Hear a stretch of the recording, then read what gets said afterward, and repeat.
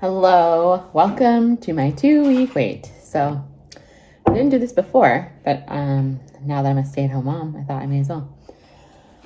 So it's 9 a.m., one day past a 6-day transfer. I'm out of breath, as you can hear, but that actually started before my transfer. So it's very interesting when you do IVF, all these things that you like symptom spotted before is like, before the embryo's put in, you're like, okay, there's no way I can be pregnant if you're not having sex, right? And well, you're not supposed to anyways leading up to an FET.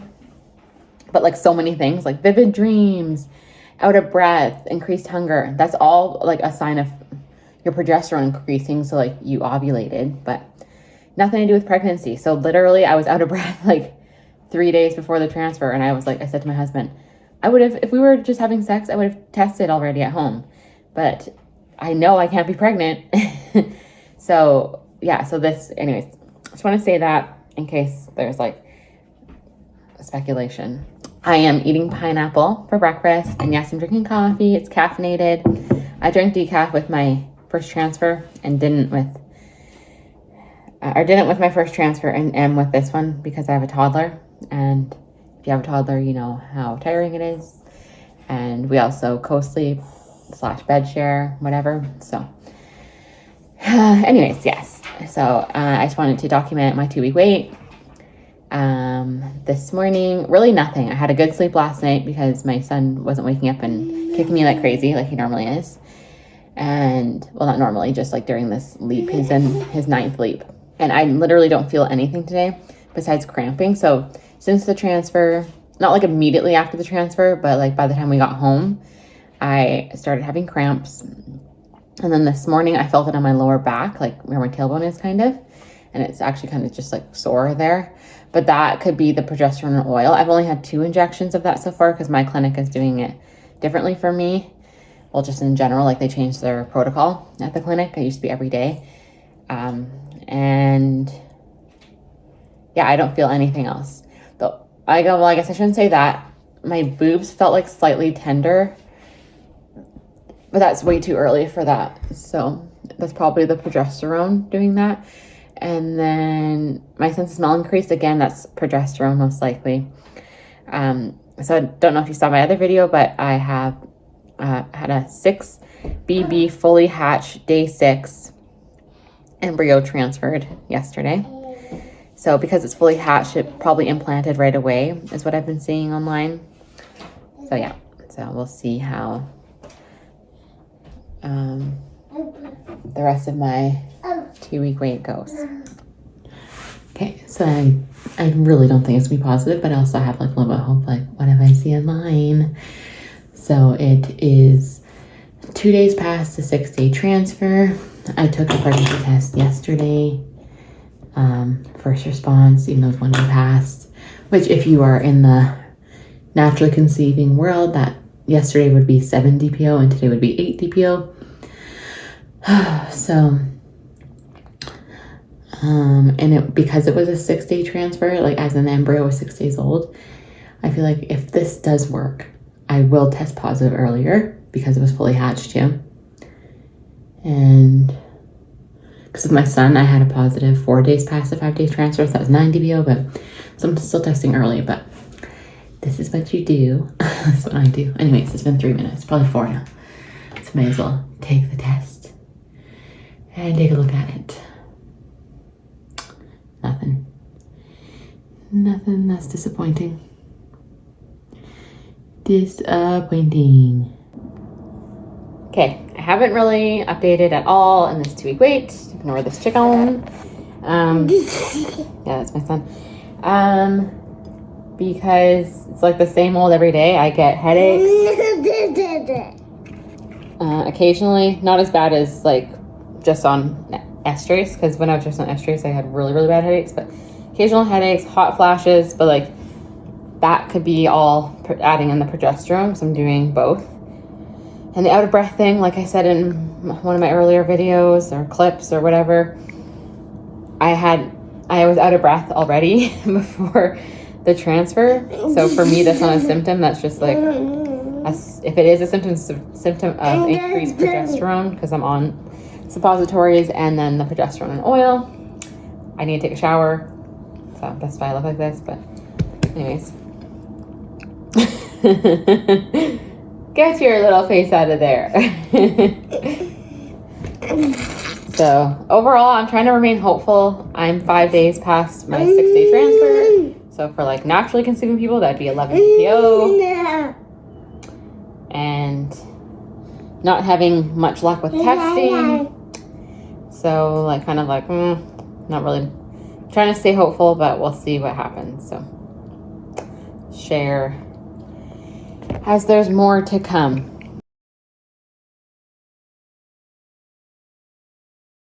So it is 6 days past my 6-day transfer, and I'm sitting here with all these pregnancy tests in front of me. And I guess we'll see if this video will even go up if this is successful. But I'm like looking at them and I'm like, this is infertility. Most people would take a test and they see a faint line and it like kind of gradually go up. They'd be like so happy, and I am happy, of course. But when you've gone through infertility and loss, I thought it'd be different this time because my last pregnancy was successful. So it's been like over 2 years since I've had a loss. But it's the same feelings and the same fears are like right back. So it's incessant testing, and it's really stressful. I don't feel like I'm like tense, from the stress, because normally that's what stress can do to me. But I feel like, man, when will I be able to breathe? At the blood work and then at the ultrasound, if I'm lucky enough to make the ultrasound. Okay, it's dark because I'm in my car. I'm not going to turn my light to draw attention to myself because I'm right parked in the front. But it is 7:30 in the morning and I am waiting to get my blood drawn. In the morning, first thing, it's like the worst because it's all the diabetes people. So they have to fast. So obviously you would come first thing in the morning. So it's so freaking busy with people fasting, wanting to get the blood work done. And like, cause everybody, they're like, did you fast? Did you fast? You can like hear at the front desk. And it's like a crazy long line outside. It's how it works in Alberta. Dynalife is the clinic. And well, you can make appointments, but with IVF, it's like you don't know when you're going to have your blood draw, and then by the time you can, all the appointments are booked. And then there's something called Save My Place, where you could save your place online, but you can't do it in the first hour. And because it's Saturday especially, I want to make sure I get my blood work results today. So I want it to go first thing. Obviously, they recommend you go first thing, but anyways, so it's an outside clinic as opposed to going to my fertility clinic. I know people go to their fertility clinic and they're so lucky. Like, we do not have that option here in Alberta. Probably all of Canada. I have no idea, but I can just speak from Alberta. So they're going to text when I can go in. They said it was going to be minimum half an hour, and it could be up to an hour. So I could be sitting in my car for an hour. But yeah, so I'll find out today if I'm pregnant. So, because like home tests don't mean a whole lot. Like, so it's just like, because faintness can vary, right? And also numbers vary. I'm comparing to my son's pregnancy. The day that I had my beta with him, my pregnancy test digital said 2 to 3. So I do plan to take one when I get home. And I feel bad because my little guy woke up without me. He never wakes up without me. Like, I don't think he's ever woken up without me unless it was like a nap or something. But yeah, time to wait and wait and wait, and then get my blood work done for my first FET and my second transfer. I'm sure I was looking at myself the whole time, so it's just gonna look like I'm going like this because I swear I was looking at myself the whole time. So sorry, I was one of those people for that part. Is now an okay time Yes. to chat about your HCG results? Yes, it is. Okay, perfect. So, it's come back positive at a level of 31. 30. Oh, how much was it, sir? 31. Yeah, that's not good. That's not good. So, we normally look for a number of 50. Yeah, I know. And with my son's pregnancy, it was 236 on beta day. So.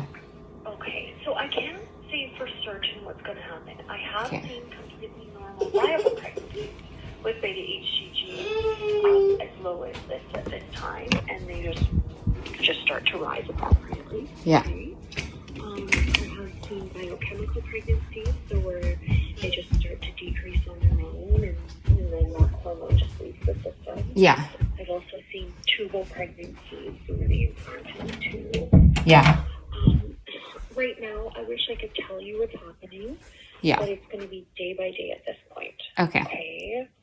So I just realistically, I'm not like expecting anything from it because I know, even though I know you say over 50, like from what I've seen, just like people share, like I'm part of so many IVF groups, it's like closer to 100 tends to be better. And my son started so good at 236 and then doubled to 640 or more than doubled to 640. So yeah. Well, most important thing though is you need to stay on all of your medication. Yeah. Because this very well could be a viable pregnancy. Yeah. I won't stop. Yeah. So, Okay. And then would that just be on the portal? Like I wouldn't get a phone call for the repeat blood work. It would just be on the portal. if it rises appropriately, Okay. then we'll just release it. But Okay. if there's any question at all, we'll give you a call. I'll let you know that the number we're looking for here, okay? Okay. It's 1.65. So we'll be looking for a number of 51 or Okay. higher. Okay? Okay. And I'll upload a requisition. You should have a requisition for Monday, and I'll upload one for Wednesday. Okay. So like pending, we don't know if we're going to hop into another FET, like if this doesn't work out, but would it be that like, say if it passes naturally and I bleed and whatever, like, cause the numbers don't rise, I stop my medication. Would it be that I could start an FET right away or would I have to do a consultation with Dr. Smithson first? There's a few different scenarios. Okay. If it's a tubal, and it results on its own, Yeah. then we need an SHG. Okay. If we do an ultrasound and there's anything in the uterus, we need to do an SHG. So Okay. if we do an ultrasound and we see something implanted somewhere, Yeah. then with your next period, we need to do a saline sonohystogram. Okay. If let's say it's just a biochemical and it just resolves on its own, then with your bleed, we can roll right into a frozen embryo transfer. Okay. If it's a tubal pregnancy and it's treated with methotrexate, methotrexate is like a chemotherapy. Yeah, I've heard of that one. That's like the last resort for me. Yeah. Yeah. So it actually, you cannot get pregnant for 3 months. Yeah. After Okay. that, it stays in your system. Yeah. So really, I can't say. Okay, We yeah. have to just wait and see what Okay. happens. Okay. Okay. I just hope it didn't implant somewhere else. Because it could lead your tube implant anywhere in your body. That's dangerous. It's just annoying because now we have to pay for more meds.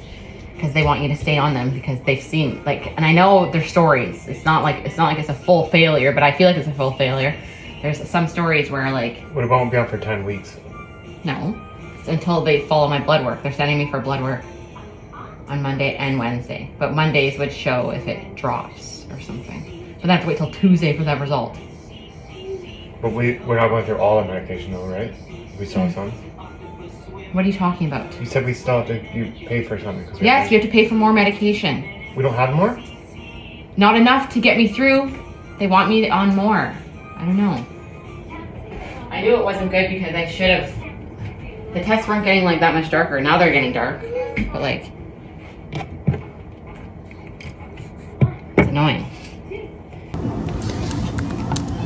Okay, so I'm gonna just check the freaking portal thing now and just freaking find out what my results are. Okay, so if the number is not doubled or not close to doubling, you're just not meant to have this baby. And if it has doubled or more than doubled, then this baby is going to be here.